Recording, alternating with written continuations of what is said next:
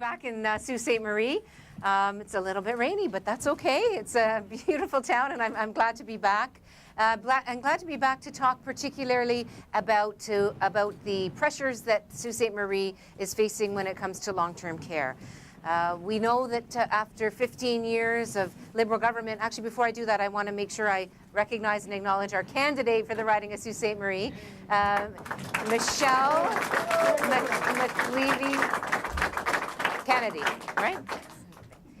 And so Michelle, of course, is a longtime Saulite and has been on the hustings these last week and a half, 2 weeks or so, and is here to support the efforts that New Democrats are making around changes to seniors' care in our province. And so, as I was saying, this community particularly is having major challenges around the long-term care capacity.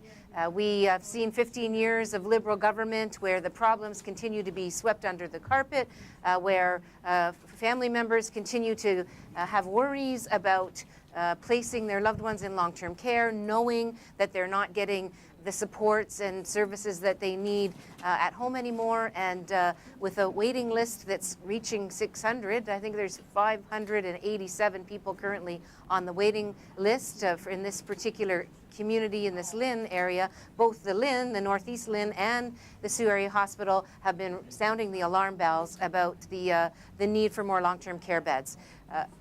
As we're heading, into the midway point of this campaign, it's pretty clear that people have decided there's going to be a new premier in place come June 7.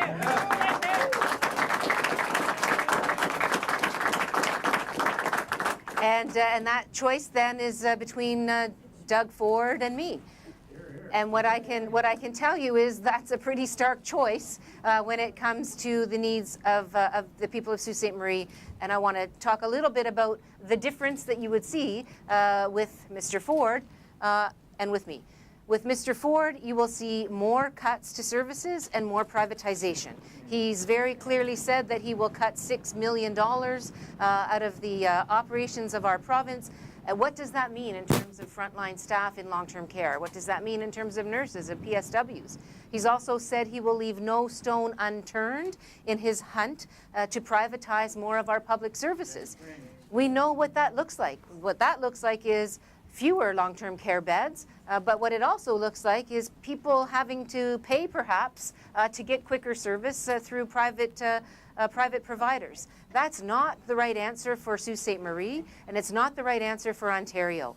And I'm proud to talk to you about the great commitments that New Democrats have on long-term care.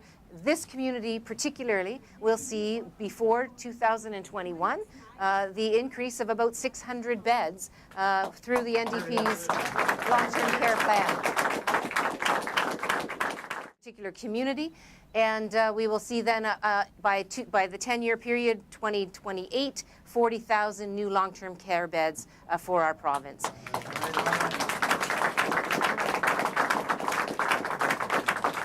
I don't accept that people should wait 2 years or more like they do here in Sault Ste. Marie for long-term care. I don't accept that people should be worried and stressed about the well-being of their loved ones because they can't get them into long-term care. We can do so much better than that by the people of the Sault. We can do so much better than that for Ontarians. And so this election is all about what kind of change people want. New Democrats are offering change for the better. Mr. Ford is offering a step backwards where people will find it more difficult to get long-term care, more difficult to get the supports and public services that they need as he continues to talk about cuts and privatization. We're saying it doesn't have to be that way. There is hope for the future. There is hope for Sault Ste. Marie. We will be investing in the beds that you need in terms of the extra capital, but that's not all. We will be making sure that people who are in long-term care get the 4 hours of hands-on care that they deserve to ensure that there's dignity and quality of care in those homes. We're also going to make sure that we're investing in the pharmacare plan and the dental care plan that helps people stay well and keeps pressure off of hospitals. There are many, many pieces to the NDP plan that make life better for everyday families, and we're excited to be able to offer that to the people of the Sioux and the people of Ontario. So on that note, I'm glad to be here with our candidate, and I'll take any questions that folks might have. Andrea, the Liberals have suggested that at least 7 candidates are tainted by the alleged data breach over at 407 ETR, and also that voter outreach may still be going on using that data. So Kathleen Wynne has called for an OPP investigation province-wide for the destruction of any data gleaned from that breach, and also for the firing of candidates with links to that breach, and even an Elections Ontario investigation. I'm wondering, do you support all those measures? What do you have to say on the subject? Well, I mean, it's getting more and more worrisome as we hear more and more concerns arise out of the data breach at the 407. We have written already as well to Elections Ontario because, you know, we deserve to know, and the people of Ontario deserve to know, what data was stolen, where did that data end up, is Mr. Ford aware of the data being utilized by his candidates, by his ridings? Is it impacting this election? Did it impact the nomination of his candidates? If that data is still in those constituency offices, or rather those riding offices for this campaign, what's it being used for? If it isn't, not only by Elections Ontario, but also by the OPP, you know, but really, it's incumbent upon Mr. Ford. We only have a couple of weeks left in this election. People deserve to know if there was wrongdoing in this particular situation, and if that breach of information, people's private data, was utilized to impact this election campaign. And I urge Mr. Ford, do the right thing, be honest and open with the people of Ontario, and let everybody know what, if anything, your team has done with this material, and if it still is in your possession or the possession of any of your team members, let's make sure that it's destroyed and isn't utilized in this campaign. He said it was all on Patrick Brown. He said it was all on Patrick Brown. He said it was under his watch, that we had to go and ask Patrick Brown's question. What do you make of that? Well, you know, I have a news flash for Mr. Ford. He's the leader of the party. It's now his responsibility to own up to what his party has done, and whether it was done in the process of his leadership campaign or whether it was done by the previous leader. The fact of the matter is that information has still been stolen. That information is still in the hands potentially of his candidates and his ridings. He's the one that needs to come clean with the public and assure people that this information that was stolen from the ETR is not being utilized to influence this campaign in any way. And the press release says the Sault Ste. Marie. What's the breakdown? How many beds per year? We're going to have all 600 beds in place by 2021, and my understanding is both the Sioux Area Hospital as well as the Finnish Leisure Society. In fact, the Finnish community has already identified, I think, land, and they're shovel ready to go to add more beds. I know the Sioux Area Hospital is in the process of identifying space in property that they own as well. We will have those beds up and running, all 600 beds by 2021. Will it be paid for by the government, or? 600 is exactly the number that the LIN, as well as the Sioux Area Hospital, have identified as the need for this community going forward. Will it be paid for completely by Absolutely. It's your government, or will the Finnish home be expected to pay for No, some? these are beds that will be funded by the provincial government, by the NDP government, and as well as the operating costs. Andrea, Sault Ste. Marie is trying to get chromite plant here in Sault Ste. Marie. What's your party prepared to do if you form the government to develop the Ring of Fire? Well, you know, the Ring of Fire's slow progress has been very disappointing, and this is another one of the reasons why people have said that they are not happy with Kathleen Wynne being the Premier of the province anymore. A big challenge that has occurred, of course, in the last number of years is the failure of the Far North Act to put in place the proper framework to ensure that these kinds of developments can be smoothly taken advantage of. And so we've made a commitment to overhaul the Far North Act to get that sense of predictability, if you will, into the system when it comes to mining and exploration. But look, that $1 billion was promised, I think, 3 times by the Liberals, and it never did flow. Now, Mr. Ford thinks that you just have to drive a bulldozer up to the Ring of Fire and it's all going to be better. That's certainly not the case, as we know. But making sure that we are moving on that file, that we are getting the road access built, shouldn't be something that that drags on for the length of time that it has. And it's disappointing that it has thus far. We are going to put a very determined focus on ensuring that the Ring of Fire is developed and ensuring that mining resources are sustainably supported by the provincial government. What changes will you make to the act? Well, what we are going to do, first and foremost, is bring together all of those stakeholders that the Liberals shunned during the last process. I mean, they were not listening to First Nations leadership. They were not listening to municipal leadership. They were not listening to chambers of commerce across the north, all of whom said that the bill didn't get it right. So we'll call those folks back together. We'll fine-tune we'll open up the bill, fine-tune it, make the changes necessary that the people on the front lines of mining development in the north know the most about and have the most information about. So I'm not going to specify exactly which amendments will come, because the whole point is to engage those stakeholders and get the act right. And your campaign platform says free dental care and health care, prescription drugs for all Ontarians, free dental care for all Ontarians, revamping the student loan system to grants, plus the long-term care beds, which is great, but all of that is going to amount to a deficit situation. Sure. Do you have a plan to pay that deficit off? Sure, our plan is one that does include deficit, but one of the things that's different between our plan and the other two parties is we are actually going to ask the wealthiest, richest people in Ontario, the richest corporations, to help us pay for these services. And so you'll see that we do project deficits initially. Those deficits begin to reduce. So we have a trajectory downward years 4 and 5, and we will be getting to balance after that. But the most important thing I think people need to think about is how much deficit, if you will, our families are experiencing. How many struggles do we know that everyday families are having to deal with? And we're going to fix the family budget first. We're going to make life more affordable and ensure that people can build a good life here. And then we'll turn our attention to continuing to ensure that the deficit is decreased and then eliminated. I just have one more quick question about the long-term care beds. Ms. Horwath's vision will see the NDP put the Sioux at the top of the long-term care priority list. Does that mean literally the top, number one?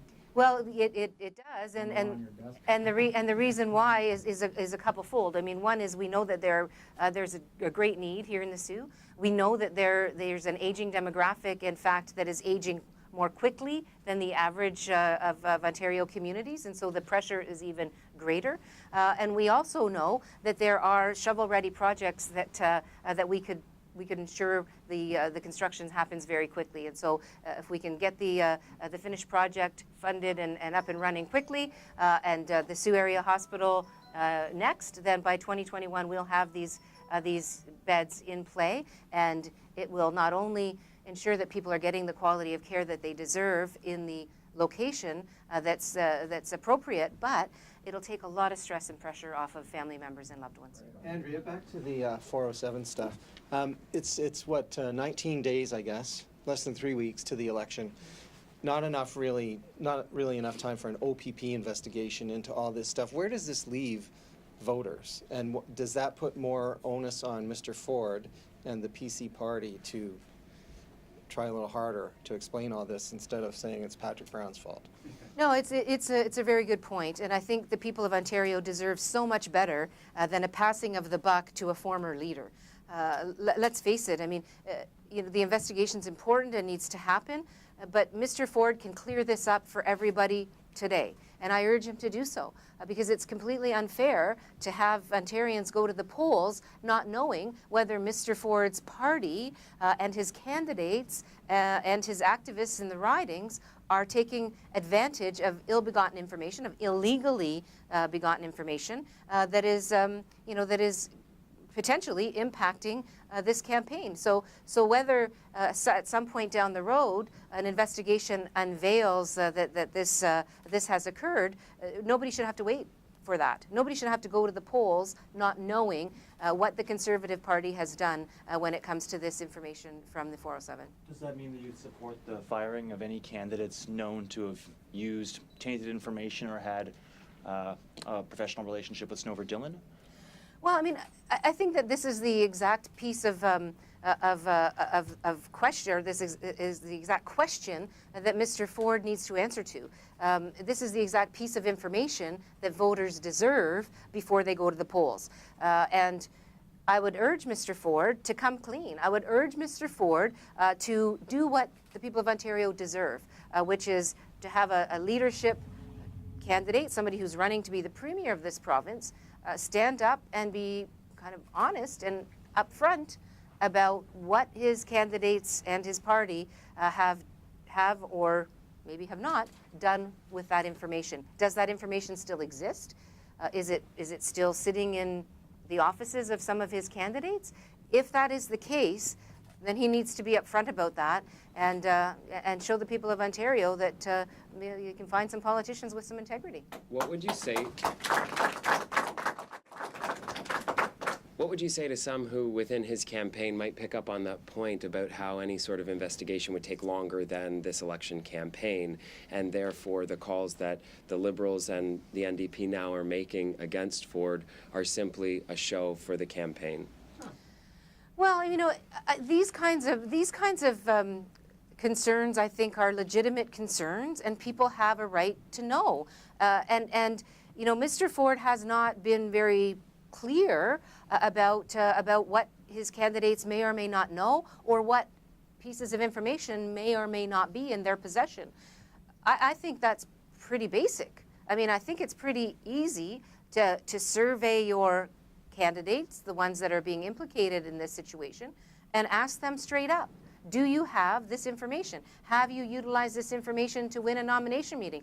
Are you utilizing this information right now in the context of an election campaign? These are not difficult questions. It looks, however, that it seems difficult for Mr. Ford to be able to ask them, and I think that the people deserve answers. I think Ontarians deserve answers before we go to the polls. Andrea, the provincial government's paying more than $1 billion a month on the debt right now, on interest. You're not looking at reducing it till year 4. How's that financially responsible? Well, again, what I think has been financially irresponsible is the fact that after 25 years of Liberal and Conservative governments, families are still feeling the squeeze. We've had flat wages in our province for some time now. In fact, Ontario is dead last when it comes to the wage growth. That other provinces have seen significantly better wage growth over the years. Ontario's dead last. That means that families are having a tough time paying the bills. Hydro bills, for one, the cost of everyday living, the cost of sending their kids to post-secondary, the lack of opportunity for kids that are leaving post-secondary, young people. All of these things are problems or challenges that families face, and that's the deficit that we're going to tackle first. We're going to make Ontario a community, a province of communities where people can build a good life here. It's been far too long that families have struggled. It's been far too long that families have struggled, and we're going to help the everyday family to have a better life. And we will be dealing with the deficit of the province once we get people on a positive track for the future. Have you heard a response back from Elections Ontario regarding your complaint about the PCs? Not that I'm aware of. Once we do, we'll certainly share it. But we do believe Elections Ontario has a role to play here as well. Thank you. Okay, thanks everyone. Thanks everybody. Thanks for being here.